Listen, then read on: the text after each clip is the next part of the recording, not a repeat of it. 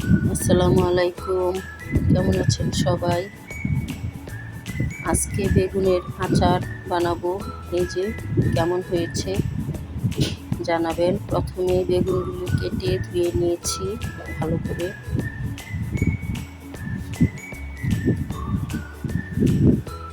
এখন ফ্রাই প্যানে সরিষার তেল দিয়ে দিব। তেলটা গরম হয়ে এলে বেগুনগুলি ভাজতে দিব।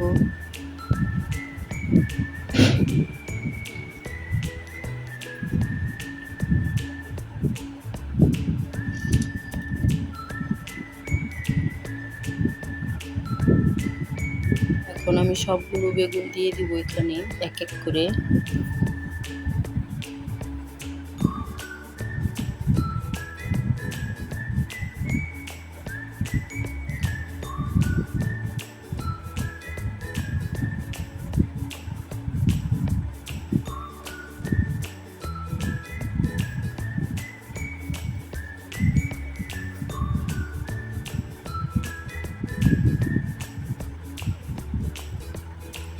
বেগুনের মধ্যে সামান্য পরিমাণ হলুদ ও লবণ দিয়ে দিব।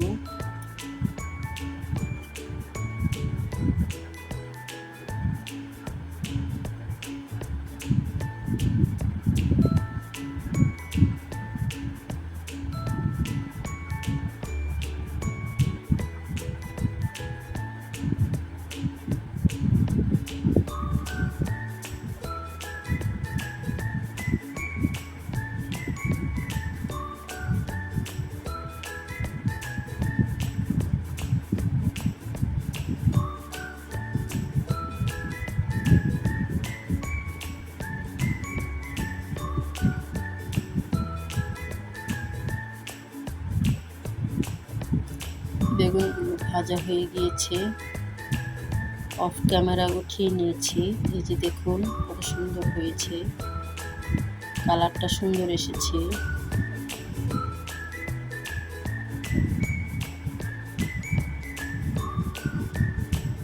এখন আরেকটু তেল দিয়ে রসুন কুচি দিয়ে দিলাম, দুটো তেজপাতা দিয়ে দিলাম কেটে। এখন এগুলো একটু ভেজে নেব।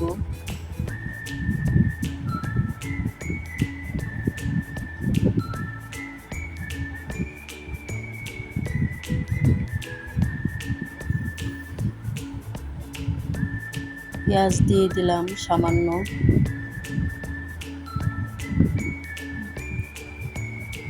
বেশি পেঁয়াজ লাগবে না এখানে।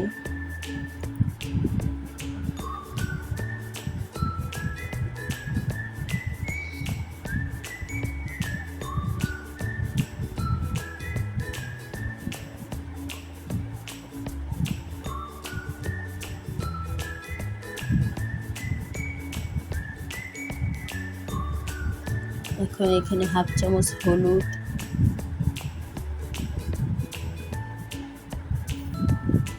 হাফ চামচ মরিচের গুঁড়ো,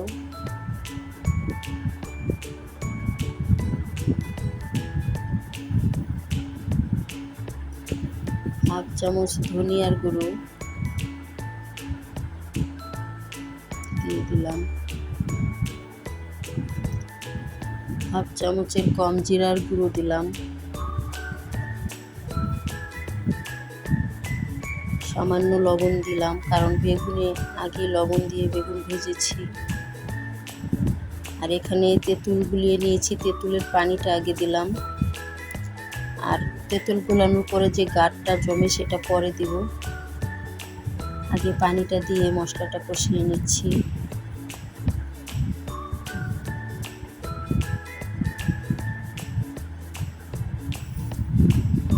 এখানে তেল কম হয়ে গিয়েছিল, আর একটু তেল দিলাম।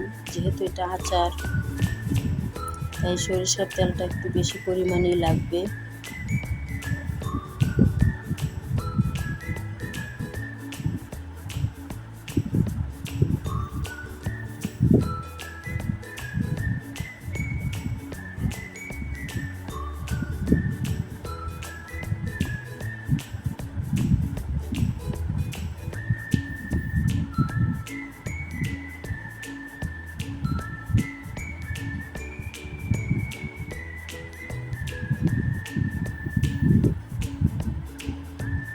এখন এখানে 2 চামচ চিনি দিয়ে দিলাম, যদি লাগে প্রয়োজনে পরে আবার দিব।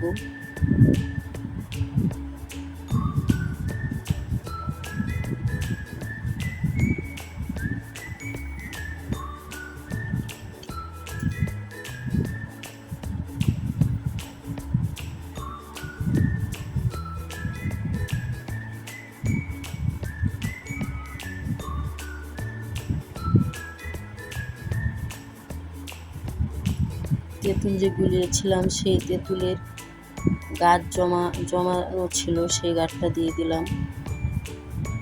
আগে তো তেঁতুলের পানি দিয়ে কষিয়ে নিয়েছি, এখন সেই জমানো গাছ দিয়ে দিলাম তেঁতুলের। এখন ভালো করে মশলাটা কষিয়ে নিব।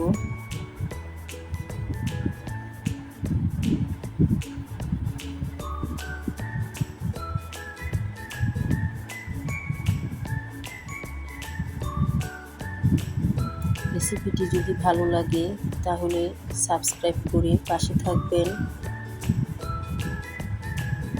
এখন ভাজা বেগুনগুলো দিয়ে দিলাম।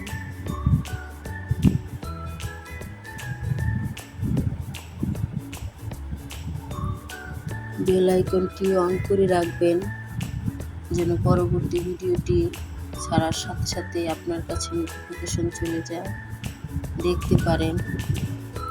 যদি ভালো লাগে তাহলে পাশে থাকবেন আমার বন্ধুরা। এখন 5 ফোড়ন আদা বাটা করে রেখেছিলাম, 5 ফোড়ন দিয়ে দিলাম। যেহেতু এটা আচার তাহলে তো এখানে 5 ফোড়ন লাগবেই।